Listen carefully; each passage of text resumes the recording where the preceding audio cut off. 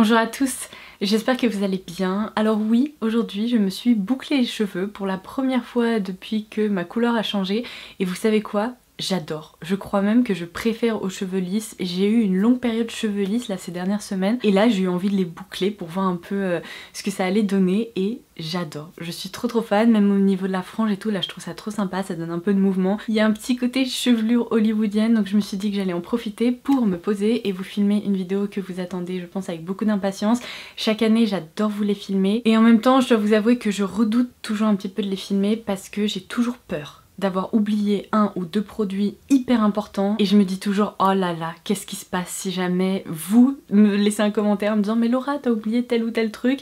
Bon, dans tous les cas il faut bien que je me lance. Je vais aujourd'hui vous parler de mes plus belles découvertes et de mes favoris de l'année 2020, donc ces produits dont j'ai le plus aimé me servir, vers lesquels je me suis tournée maintes et maintes fois et que je peux donc vous recommander les yeux fermés. Vous me connaissez, je suis un petit peu tête en l'air, j'ai pourtant essayé de faire une sélection qui soit la plus exacte possible. Si jamais j'ai oublié un produit, eh bien écoutez, c'est pas dramatique. Vous avez de toute façon une playlist récap avec mes favoris de l'année que je vous laisserai en barre d'infos si jamais vous avez envie de les revoir. Et puis il y a déjà pas mal de choses dont je dois vous parler, donc on va commencer tout de suite. Juste avant ça, une petite parenthèse justement concernant ma nouvelle couleur, parce que vous avez été nombreuses à m'envoyer un message pour me dire alors comment ta famille a réagi, comment tes proches ont réagi. Et bien autant vous dire qu'on aurait presque pu mener une étude comportementale parce que quasiment tous les hommes n'ont rien capté. Mais quand je vous dis rien capté, j'ai dû me rapprocher de mon papa pendant quasiment 2 minutes en lui disant you, tu ne vois pas qu'il y a quelque chose qui a changé? Et il a réalisé au bout de bien 2 minutes 30 après m'avoir parlé d'à peu près tout, de la pluie et du beau temps. Après 2 minutes 30 il m'a fait oh, genre l'air très étonnée. Ça a été un peu la même chose avec plein d'autres hommes, bon sauf mon chéri évidemment qui a eu la bande-annonce plusieurs semaines avant que je passe à l'acte. Par contre pour toutes les femmes ça a été immédiat, elles ont toutes été hyper choquées, mais j'ai reçu beaucoup de compliments de votre part, de la part de mes proches, donc ça me réconforte vraiment dans le fait que j'ai pris la bonne décision, donc merci pour ça. L'année 2021 commence bien.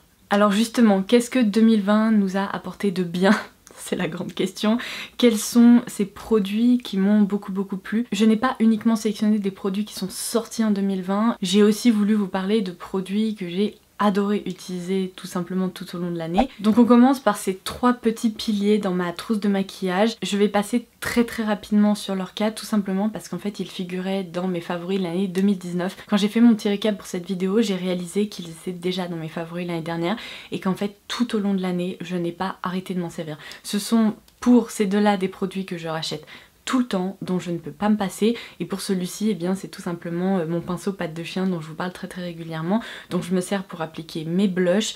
Il est merveilleux, c'est le pinceau un peu magique qui vous permettra de blender la matière sans jamais laisser de traces. Il facilite l'application à chaque fois et le rendu est toujours parfaitement diffus, donc c'est un pinceau que je trouve merveilleux. Et alors ces deux produits vous les voyez tout le temps dans mes vidéos. Tout d'abord le Gel Liquid Liner de la marque Majolica Majorca, c'est pour moi le meilleur eyeliner feutre noir intense que vous pourrez trouver. Il s'applique avec une facilité qui est déconcertante, il n'y a jamais vous savez de petites vagues, il n'y a jamais de petits traits un peu bizarres sur votre paupière, ça crée des traits super lisses, super noirs.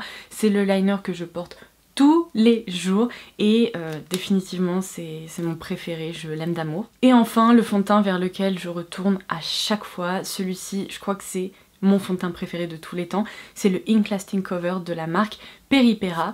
On va maintenant pouvoir passer à tous ces autres favoris que vous attendez de découvrir. Alors il y en a beaucoup que vous allez reconnaître. En 2020 j'ai eu un gros énormissime coup de cœur pour la gamme Born to Glow de NYX, particulièrement pour les anti-cernes de cette gamme. J'ai également sorti le fond de teint pour vous le montrer parce que j'en ai vidé un tube. Les anti-cernes je ne compte plus combien de tubes j'en ai vidé, je pense que c'est au moins la 3e fois que je les rachète, là ils sont tout neufs, je vais pouvoir les entamer. Le fond de teint est merveilleux parce qu'il est assez glowy, lumineux, en même temps il est très naturel sur la peau, mais les anti-cernes c'est quasiment les meilleurs anti-cernes que j'ai pu tester de toute ma vie parce que la texture est fine, elle est couvrante mais elle ne fait jamais d'effet plâtre sous les yeux. La texture n'est pas épaisse du tout, elle apporte de la luminosité, elle unifie parfaitement le contour de l'œil. Bref, si vous ne connaissez pas encore ces petites pépites, je ne sais pas ce que vous attendez parce qu'ils coûtent quasiment rien et ils sont merveilleux. Vous me connaissez mais en barre d'infos je vous listerai bien sûr tous les produits dont je vous parle. Je vous ajouterai également pour référence les teintes que je porte pour chacun de ces produits. Et là par exemple je vous disais que les anti-cernes Born to Glow de NYX sont déjà proposés à prix doux, mais si jamais je trouve des promos supplémentaires, par exemple sur Look Fantastic etc, il y aura tous les codes promo ou les bons plans également listés en barre d'infos. L'autre anti-cerne que j'adore et que j'ai utilisé tout au long de l'année, j'ai vidé plusieurs tubes et à chaque fois je le rachète et je retombe amoureuse à chaque fois que j'ouvre un nouveau tube, c'est l'effaceur correcteur multi-usage instant anti-âge de Maybelline. Je ne sais jamais quel nom il faut lire, il y a à chaque fois 3 éléments qui semblent être importants, mais bon, vous reconnaissez ce produit, c'est un produit assez culte qui existe depuis des années. Pareil, c'est un anti-cerne qui est léger, qui unifie très bien la zone du contour de l'œil. C'est également un anti-cerne dont je me sers pour apporter de l'éclat au niveau du centre du visage et il fonctionne à merveille. Si par exemple vous avez envie d'un petit maquillage rapide, que vous n'avez pas envie d'appliquer du fond de teint, ça peut vous permettre de vous donner bonne mine très rapidement et c'est littéralement une petite baguette magique. Donc en matière d'anti-cerne, mes deux favoris sont des favoris à petit prix pour l'année 2020. On passe à un autre favori à prix doux, mais alors là je peux vous dire que c'est probablement l'achat le plus rentable que vous pourrez faire si vous craquez. C'est la poudre Airspun de Coty. Alors j'en ai testé deux. J'ai testé pendant l'année 2020 la teinte Translucent et après je suis passée à la teinte Naturally Neutral et je préfère la teinte donc Neutral tout simplement parce qu'elle est très légèrement teintée et elle me permet d'apporter une petite touche de couvrant supplémentaire après avoir appliqué mon fond de teint. C'est une poudre qui laisse un fini ultra velouté sur la peau, qui unifie bien, qui fixe parfaitement le travail du teint. Et ce qui est important à noter, c'est qu'elle possède une petite odeur. Alors cette poudre a été déclinée en version sans parfum, si jamais vous ne voulez pas de parfum. Après moi quand j'ai commencé à m'en servir, je vous avais dit waouh, le parfum est quand même hyper présent. C'est vraiment une odeur un peu vintage de talc pour bébé ou de poudre toute propre. Et au début ça me dérangeait parce que je trouvais que l'odeur était très forte et maintenant je m'y suis complètement habituée. Et souvent mon chéri me dit mais ton visage il sent le bébé et je trouve ça génial. Donc je dois vous avouer que moi la version parfumée du coup me convient parfaitement désormais. Je m'y suis habituée, j'adore son rendu et comme vous pouvez le voir c'est un très gros pot. Là-dedans, il y a 65 grammes de poudre. Je sais pas si vous réalisez, mais regardez un petit peu la contenance classique des poudres en parfumerie. Vous verrez que là-dedans, il y a au moins 3 ou 4 fois la quantité de poudre classique. Ce qui fait que ce pot m'a accompagnée pendant 1 an. Je m'en suis servi tous les jours. Et comme vous pouvez le voir, je suis très loin de l'avoir terminé. Donc je pense que j'en ai encore pour 2 ans. Donc quand je vous dis que c'est un achat rentable, c'est vraiment un achat rentable et cette poudre je l'adore. En matière de blush, je pense que vous les avez vu venir ceux-là parce que ce sont les blushs que j'ai le plus portés pendant l'année 2020, j'étais obligée de les citer. Ce sont donc les Bounce and Blur de chez Bare Minerals. Bare Minerals c'est malheureusement une marque dont on entend quasi plus parler en France tout simplement parce qu'elle a été retirée des rayons de chez Sephora, mais l'avantage c'est qu'on peut toujours la retrouver sur quand même de nombreux sites dont mon site d'amour donc Look Fantastic. Et moi j'ai découvert cette gamme sur Look Fantastic, j'ai commencé par tester la teinte Blood Buff qui est vraiment un très joli beige passe-partout qui rehausse les pommettes et qui convient à n'importe quel maquillage. Et après j'ai tellement aimé la teinte du blush, la texture, le rendu etc que j'ai opté pour la teinte Coral Cloud et c'est la teinte que je porte aujourd'hui. C'est vraiment la teinte bonne mine qui donne un air reposé, presque de retour de vacances. J'adore, mais j'adore ces produits. Les deux teintes, elles sont merveilleuses, elles sont différentes l'une de l'autre, elles n'apportent pas du tout le même rendu sur les joues, mais elles tiennent trop bien et le rendu est toujours, vous savez, un peu effet aquarelle, très diffus. Moi je ne supporte plus les blushs qui font des marques, qui sont plus épais par ici ou qui laissent plus de pigments par là que par là, qui font des taches etc. Et vous pouvez être sûr qu'avec cette référence là vous n'aurez jamais ce problème. Évidemment je ne peux que vous recommander d'utiliser le petit pinceau pâte de chien parce que encore une fois il diffuse parfaitement cette texture un peu effet pâte à modeler et vu que ce sont pas des blushs qui sont humide finalement, ils ne déplacent jamais le travail du teint en dessous. Donc voilà pourquoi ils font partie de mes favoris. Dans ma routine teint, il y a vraiment un truc dont je ne pourrais pas me passer. C'est pas le cas pour tout le monde, mais pour ma part, le spray fixateur, c'est vraiment quelque chose que j'adore. Je vois une réelle différence quand j'en applique pas et quand j'en applique, surtout avec le port du masque, etc. Alors, il n'y a pas de solution miracle, hein. Moi, j'ai toujours des traces ici, là où le masque tombe, parfois un peu ici, là, au niveau des contours du visage. Mais le spray fixateur, ça permet quand quand même de limiter un peu les dégâts. Et la référence dont j'ai adoré me servir en 2020, c'est définitivement la déclinaison matte, donc ultra matte du spray All Nighter de Urban Decay. J'adorais déjà le spray All Nighter, mais là la version ultra matte, je trouve qu'elle est encore plus fixante en quelque sorte. Et contrairement à la version ultra glowy qui m'a déçue parce que je vous l'avais dit dans l'une de mes dernières vidéos, je vois pas particulièrement d'aspect glowy sur la peau, cette version là elle est géniale, elle fixe le travail du teint, elle dissout un peu l'aspect trop poudré tout en gardant un aspect mat et tout à fait naturel. Et comme je vous disais, ça fixe vraiment super bien le travail du teint, ça vous permet d'avoir un rendu du maquillage en fin de journée qui est bien meilleur que si vous n'aviez pas appliqué ce spray, donc pour moi c'est vraiment un petit indispensable. Et alors en matière d'highlighter, ça a été trop difficile de choisir parce que j'en ai testé plein qui sont géniaux. À vrai dire, je voulais vous filmer une vidéo concernant mes highlighters préférés, je l'ai filmé en 2020, les fichiers étaient corrompus, j'ai tout perdu et j'avais passé tellement de temps là-dessus que j'étais tellement dégoûtée après que vous savez, j'ai mis ça dans un coin de ma tête et je me suis dit on verra plus tard, peut-être qu'en 2021 j'arriverai enfin à réunir du courage et vous refilmer cette fameuse vidéo sur mes highlighters parce que vous savez, je voulais vraiment vous montrer le rendu de chaque highlighter, des swatchs, le rendu sur la peau et tout, donc bon, c'est un projet pour 2021, promis, j'essaierai de faire ça. Mais définitivement, si je devais en garder que deux, je dirais que le Torch Lumière dans la teinte Diamond de Surratt Beauty, il ferait partie de ce duo d'highlighter que j'ai préféré. C'est un highlighter stick, c'est celui que je porte aujourd'hui, il est modulable, on peut vraiment obtenir un effet assez naturel ou bien un effet ultra lumineux. J'adore cette texture qui n'est ni grasse ni humide, en fait c'est presque un stick un peu sec que j'applique au doigt ou bien parfois au pinceau, mais au doigt c'est vraiment l'application que je préfère.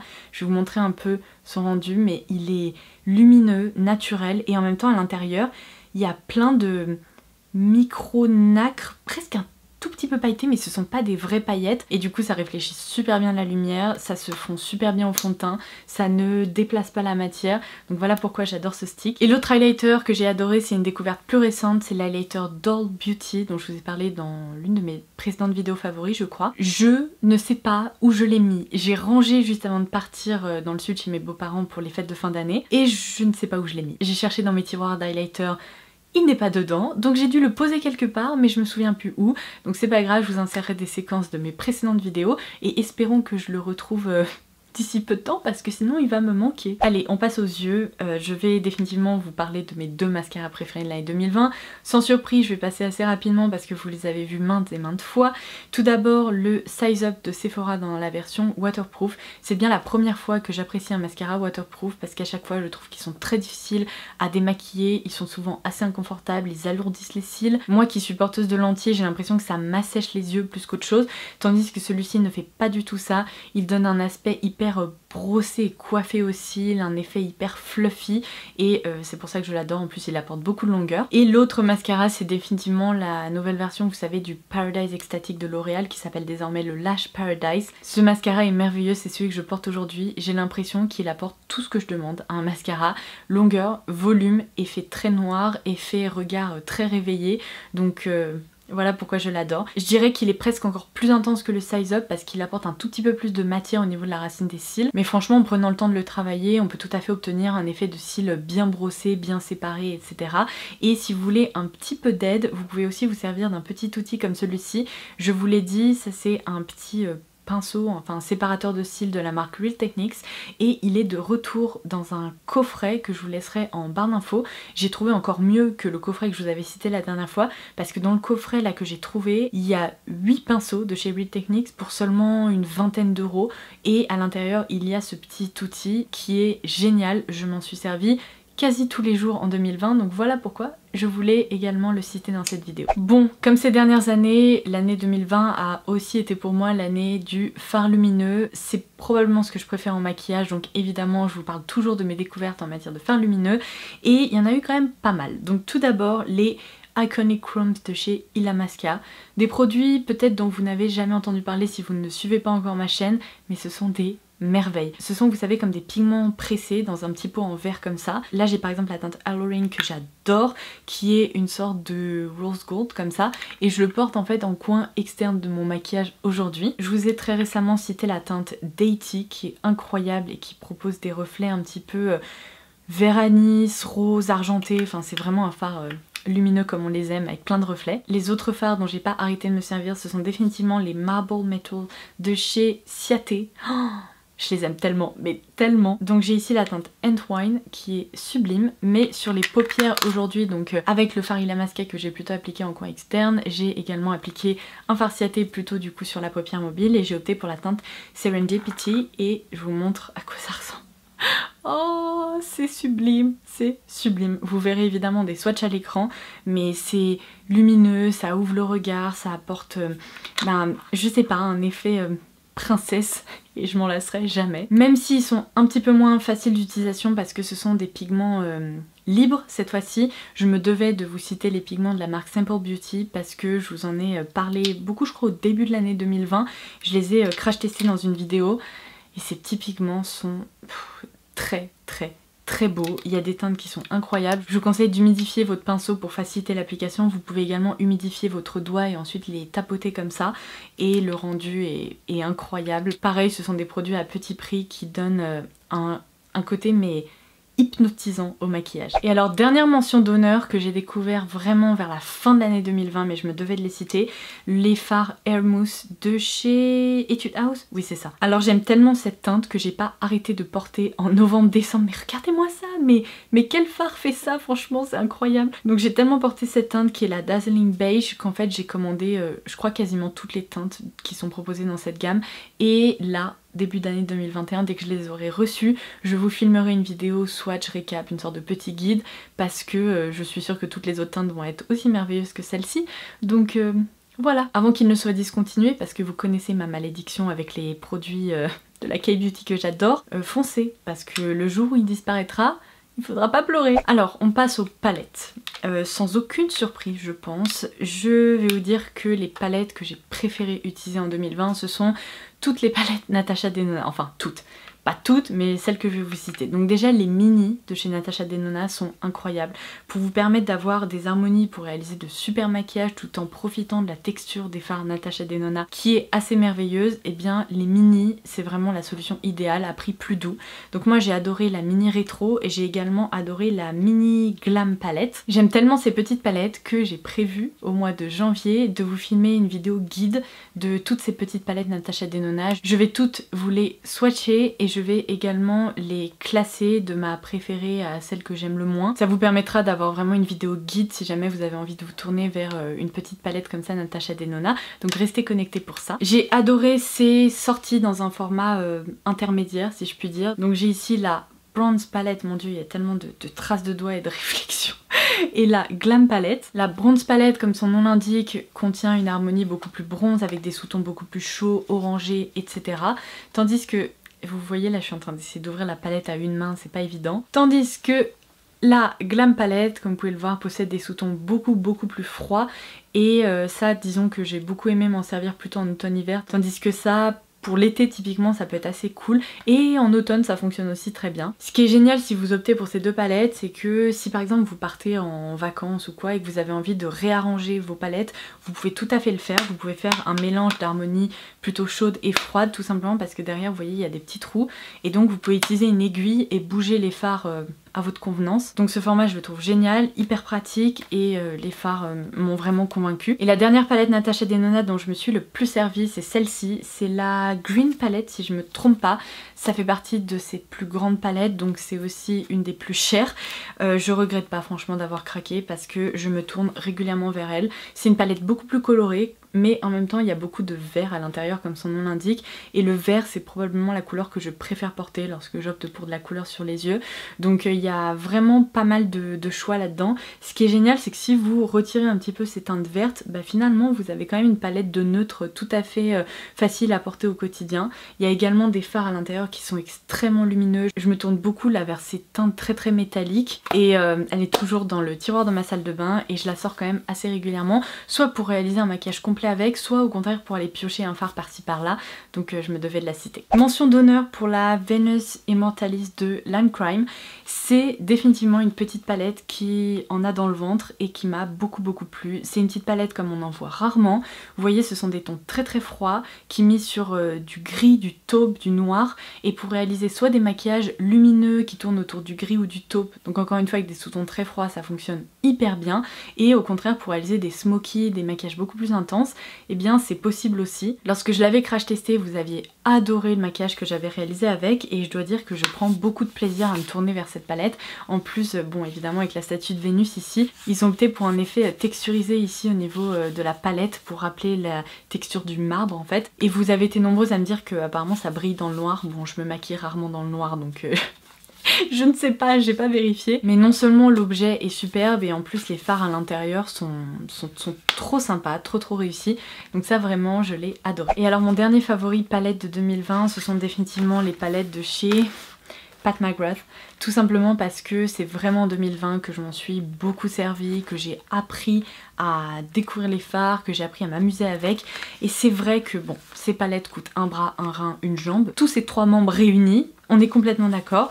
Mais pour des fans de maquillage, si vous réussissez à avoir un petit code par exemple de moins 20% ou une réduction, ou même si un jour vous voulez faire une folie et craquer pour le prix plein pot, il faut dire que ce sont des fards qui sont assez unique. Là-dedans vous retrouverez des textures que vous ne retrouverez pas ailleurs, des fards pareil très lumineux qui jouent sur des reflets etc. Et il y a beaucoup d'harmonies qui sont proposées. Donc là je viens de vous montrer la Mothership, c'est la combien 17? Ça existe ça 17? Mais non, je crois que c'est la Divine Rose 2 ou quelque chose comme ça. Ah, Mothership 7 Divine Rose. Mais pourquoi derrière il y a 17? Bon bref. Donc celle-ci je vous l'avais présentée en vidéo avec des swatchs etc. Et j'ai également ici la Bronze Seduction, donc qui est la Mothership 5, donc 5. Et celle-ci elle est assez extra parce qu'il y a vraiment des fards qui sont très originaux, du rouge, du vert là-haut, là complètement duochrome, un fard très lumineux, et également de très jolis neutres. Bref, à partir du moment où on plonge ses pinceaux dans ces palettes, il y a, je sais pas, un élan de créativité qui ressort à chaque fois et qui me donne envie de créer des looks un peu différents ou des looks très lumineux, colorés, etc. Donc voilà pourquoi je les adore. Vous êtes toujours là? On va passer aux lèvres. Alors, évidemment, je me devais de citer les Coloris Shine de L'Oréal Paris. J'ai pas arrêté de les porter tout au long de l'année. Ce sont des rouges à lèvres qui correspondent tout à fait à ce que je recherche en fait dans un rouge à lèvres. C'est une texture qui est légère, glossy, qui joue un peu sur la transparence. Les couleurs sont plus belles les unes que les autres. Il y a un côté presque de lèvres humides. C'est comme si vous sortiez d'une piscine et que vous aviez vos lèvres toutes hydratées, bien repulpées. Enfin, je suis fan. Ça me rappelle très étrangement les rouges coco flash de Chanel, et pourtant eh bien, ces rouges à lèvres sont proposés à un prix beaucoup plus intéressant. Donc si vous les avez encore jamais testés, foncez, le packaging est sublime. Franchement on n'a pas du tout l'impression d'être face à un rouge à lèvres qui coûte moins cher que ceux proposés en parfumerie, et la texture est hyper réussie, la gamme de couleurs encore une fois comme ça, donc je les adore. Lorsque j'avais envie d'opter pour des lèvres nude mais avec un fini plus velouté tirant un peu vers le mat, je me suis sans cesse dirigée vers les I Need a Nude de Natasha Denona. Cette gamme pareil ça a été une superbe découverte, je vous ai fait une vidéo dédiée à propos de cette gamme et je vous ai swatché toutes les couleurs pour que vous puissiez trouver là où les teintes qui vous plairaient et qui vous conviendraient le plus. Donc je vous laisserai bien sûr la vidéo en barre d'infos comme d'habitude, mais ils sont merveilleux, ils sentent le sucre vanillé. Les couleurs sont sublimes, elles sont sublimes. Il y a vraiment eu un travail de colorimétrie en termes de nude qui est incroyable. Vous pourrez retrouver des nudes un peu plus taupe, un peu plus marron, un peu plus pêche, rose, un peu mauve. Enfin, il y en a vraiment pour tous les goûts et pour toutes les carnations. L'autre rouge à lèvres que je n'ai pas arrêté de porter, il ne se présente pas sous forme d'un raisin mais sous forme d'un tube comme ceci. Et ce sont les Gel Color Lip Plus Cheek Balm de chez Nude Sticks. Je porte aujourd'hui la teinte Alive sur les lèvres. Oh mon dieu, comme j'aime ces crayons, ils sont dingues, mais dingues. C'est une texture gel qui se fixe assez bien et qui tient sur les lèvres, mais qui en même temps dépose ce voile glossy et lumineux. Et je suis fan. C'est vraiment encore une fois ce que j'adore porter et je trouve qu'ils sont confortables, que c'est un produit hyper bien pensé, facile à transporter, etc. Toutes les couleurs que j'ai pu tester, je les adore. Et vous savez, je vous ai beaucoup parlé des Velvet Matte Lip Pencil de chez NARS. Ce sont des crayons comme ça, plutôt mat pour les lèvres, dont je me sers depuis des années, mais franchement c'est probablement un produit que j'utilise bientôt depuis 10 ans, donc complètement fou. Mais NARS propose une version velvet que je trouve incroyable et il propose également une version satinée que je n'aime pas, qui se transfère tout le temps. C'est vraiment bon, une gamme de produits malheureusement que j'ai jamais réussi à adopter et j'ai l'impression que c'est Gel Lip Plush Cheek Balm de chez Nude Sticks, c'est en fait ce que j'aurais souhaité que la version satin chez NARS soit, tout simplement. Donc je me tourne toujours vers ces petits produits et ce qui est dingue c'est qu'il y a aussi des couleurs bien plus intenses que du nude, il y a du rouge, etc. J'ai beaucoup porté la teinte Siren dans mes vidéos et malgré le fait que ce soit du rouge pétard, eh bien le côté gel ne se transfère pas du tout, ni sur les dents, ni sur le visage. Donc voilà pourquoi je vous les recommande si vous ne les connaissez pas encore, ils sont incroyable. Et alors en matière de gloss, j'ai l'impression d'en avoir testé pas mal et d'en avoir beaucoup apprécié. J'ai beaucoup aimé ceux de chez Stila par exemple, mais je pense que ceux que j'ai préféré découvrir et porter, ce sont les Wet Cherry de chez Lime Crime. Encore une fois, les couleurs sont sublimes, vous avez beaucoup de teintes comme ça faciles à porter. Ils enrobent la lèvre avec ce gel lumineux, glossy, etc. Ils sont confortables, ils sentent trop bon. C'est une petite odeur de bonbons à la cerise, alors il faut aimer, c'est plus chimique mais j'adore. Et du coup j'ai craqué pour toutes les teintes qui me tentaient le plus dans cette gamme et je ne regrette pas du tout parce que ils sont trop beaux. Et bien voilà, je viens d'avoir une révélation, je me suis dit que j'avais oublié de prendre un produit Nude Sticks que je voulais vous citer.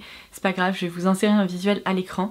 J'ai également adoré, en parallèle de ces crayons là, la version avec un embout mousse, donc qui s'appelle le Magnetic Lip Plush Paint dans la teinte Bahama Mama tout particulièrement. C'est un nude sublime et là on est plus sur une texture de mousse pour les lèvres en quelque sorte, qu'on applique un peu comme un rouge à lèvres liquide mais qui n'est pas liquide en fait, ça ressemble vraiment plus à une mousse qui se tient. Ça s'applique en couche fine sur les lèvres et après ça se fixe et c'est trop confortable, ça se fait complètement oublier. Donc ça c'est aussi un favori de 2020. Alors, en matière de skincare, j'ai bien évidemment adoré la gamme Essay de chez CeraVe, ça a été une grosse découverte pour moi en 2020 et ça a définitivement amélioré la texture de ma peau, ça m'a permis de dompter un peu ma kératose pilaire, donc rien que pour ça cette gamme devait figurer dans cette vidéo. En réfléchissant aux produits skincare que j'ai préféré utiliser, j'ai immédiatement pensé à cette huile de nuit qui est la Cell Repair Night Oil de chez Aurelia. Aurelia c'est une marque génial, c'est comme un peu une marque d'apothicaire qui propose des soins complètement naturels mais qui sont sensoriels et ça c'est hyper important parce que pour moi les produits sensoriels ce sont ceux vers lesquels je me dirige de façon régulière au quotidien et que j'ai pas envie de laisser de côté en mode non merci parce que tu pues et j'ai pas du tout envie de te mettre sur mon visage. Là les ingrédients sont tellement merveilleux que lorsqu'on l'applique on a ce côté réconfortant, on a l'impression d'être au spa, ça sent divinement bon. Donc là-dedans il y a des extraits de néroli, lavande, rose et mandarine et c'est c'est divin, ça sent la fleur d'oranger et on a l'impression de s'appliquer comme une pâtisserie orientale sur le visage, évidemment sans le côté granuleux, collant et compagnie. C'est juste une huile réconfortante que j'adore appliquer le soir et qui prend vraiment soin de ma peau. Je n'en ai plus donc je vais vous afficher un visuel juste ici, mais je me devais bien évidemment de vous citer les petits patchs qui s'appellent les All Care Cica Recovery de la marque Purito qui est une marque de K-Beauty. Je vous en ai parlé dans ma dernière vidéo produit terminé et vous savez quoi, j'aurais dû garder l'emballage mais c'est pas grave. C'est un petit produit qui aurait pu figurer dans une vidéo produit un peu bizarre parce qu'il s'agit en fait de tout petits patchs qu'on applique idéalement le soir sur un bouton, une imperfection qui est en train d'apparaître ou une zone rouge etc.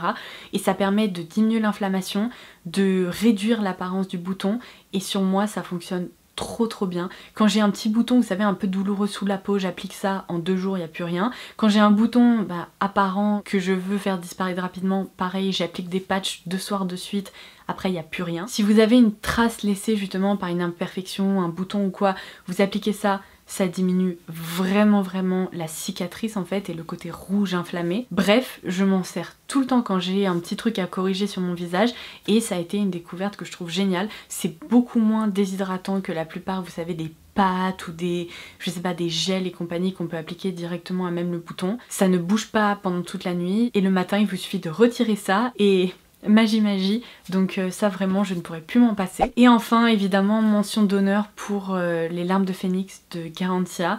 Je m'en suis servi donc plutôt sur le dernier trimestre de 2020 mais la différence de fou que ça a provoqué au niveau de mon regard, franchement pour moi ça a été une révélation. J'étais convaincue que vous ne pourriez jamais voir la messile au-dessus de mon trait d'eyeliner et pourtant aujourd'hui c'est le cas. Donc je suis trop contente de voir que je perds moins de cils, qui sont plus forts et qu'en même temps ils ont quand même poussé et qui sont plus longues que d'habitude, donc je dois ça à ce produit, voilà pourquoi je le cite également aujourd'hui. Et alors j'ai beaucoup trop parlé, je vais pas vous garder 48 heures pour vous parler de tous ces produits que j'ai adorés, je vais terminer par la catégorie parfum. C'est la catégorie presque la plus difficile pour moi parce que des parfums j'en teste beaucoup, je suis une grande amatrice de parfums. Je vous ai parlé de pas mal de références et d'ailleurs je pense que pendant ce premier trimestre 2021 il va y avoir une vidéo parfum qui va arriver parce que ces dernières semaines j'ai quand même pu faire de jolies découvertes et j'ai des nouveaux jus dont je souhaite vous parler. Donc on va parler de parfum très prochainement, ne vous inquiétez pas, je sais que vous êtes nombreux et nombreuses à me demander ça. Mais si vraiment je devais retenir mes deux plus belles découverte de 2020 et les deux parfums que j'ai préféré porter, il y aurait sans aucune hésitation Milk Musk de Molton Brown. Donc il y a la version eau de toilette et la version eau de parfum. J'ai commencé par porter la version eau de parfum qui est très réussie mais qui est presque un petit peu plus masculine et qui a plus de caractère. Et après j'ai testé la version eau de toilette sur vos conseils puisque vous m'avez dit la version eau de toilette est quand même beaucoup plus douce, un peu plus crémeuse, vanillée, elle plonge dans un cocon plus réconfortant que l'eau de parfum. Et merci mille fois de m'avoir dit ça parce que ça correspond tout à fait à ce que j'aime. C'est une odeur de propre, savonneuse, en même temps un peu vanillée, qui est très ronde, très crémeuse, qui est d'une douceur absolue. Ce parfum, il est incroyable et en plus c'est toujours appréciable que le flacon soit aussi joli et je me tourne tout le temps vers cette référence. Et ensuite la deuxième référence dont je voulais vous parler c'est Carnal Flower des éditions de parfum Frédéric Malle, donc qui a été imaginé par Dominique Ropion. Dominique Ropion c'est également le nez qui a créé Cologne Indélébile et depuis que je vous parle des éditions de parfum Frédéric Malle vous voyez le sourire débile que j'ai sur le visage, ça vous montre à quel point j'adore ces parfums. Donc je vous ai toujours parlé en fait dans les éditions de parfum Frédéric Malle de Cologne Indélébile parce que ça a pendant très longtemps été mon parfum préféré chez Frédéric Malle. C'était mon parfum, c'est le parfum qui me représentait parfaitement et un jour eh bien j'ai découvert Carnal Flower et je me suis dit ouh, mais est-ce que ce parfum viendrait pas concurrencer Cologne Indélébile? Rien à voir. Rien à voir, Cologne Indélébile c'est vraiment un jeu sur la Cologne, sur le côté propre, sur le côté odeur de vêtements, vous savez, qui accroche un peu à la peau, tandis que Carnal Flower ça n'a rien à voir. C'est un parfum qui a beaucoup plus de caractère, c'est pour moi une ode aux fleurs, mais on a l'impression de mettre le nez dans un bouquet fleuri avec 1 million de fleurs et en même temps il y a un côté très propre mais très intense qui laisse un sillage derrière vous quand vous passez qui est merveilleux et quand je porte ce parfum j'ai toujours à peu près 1 milliard de compliments, donc c'est aussi un parfum qui me correspond beaucoup et que j'ai plus porté que Cologne Indélébile pendant l'année 2020. Je l'aime, voilà. Bon, et bien voilà, j'ai terminé mon petit round-up de l'année 2020 et de toutes ces superbes découvertes que je retiens. Évidemment ce sont des produits, des favoris dont je vais continuer à me servir en 2021. Qui sait, peut-être que quand je vous parlerai de mes favoris de 2021 je vous dirai ah et dans ma vidéo favori 2020 j'ai aussi continué à beaucoup me servir de ça. Mais c'est ce qui prouve que mes petits récaps en fin d'année sont assez précis parce que vraiment ce sont des produits qui intègrent ma trousse de maquillage et qui n'en ressortent pas quoi. Ils sont tellement merveilleux que je n'ai pas envie de m'en séparer. Voilà, j'espère vraiment que ça vous aura plu. J'attends bien évidemment que vous partagiez en commentaire ci-dessous vos plus belles découvertes de 2020. Dites-moi si je suis passée à côté de produits absolument incroyables, merveilleux. N'hésitez pas à en vanter leur mérite et comme ça je me pencherai sur leur cas. Je pourrais très bien d'ailleurs vous reproposer une vidéo je teste vos produits favoris parce que l'année dernière je l'avais fait, ça vous avait beaucoup plu donc on pourrait se lancer dans une deuxième édition. Bref, j'adore vous lire parce que ça me permet d'avoir vos retours, ça me permet de vous concocter du contenu que vous me demandez et voilà, ça m'inspire tout simplement. Donc c'est tout, je vous laisse, on se retrouve très vite pour une prochaine vidéo. Bye bye!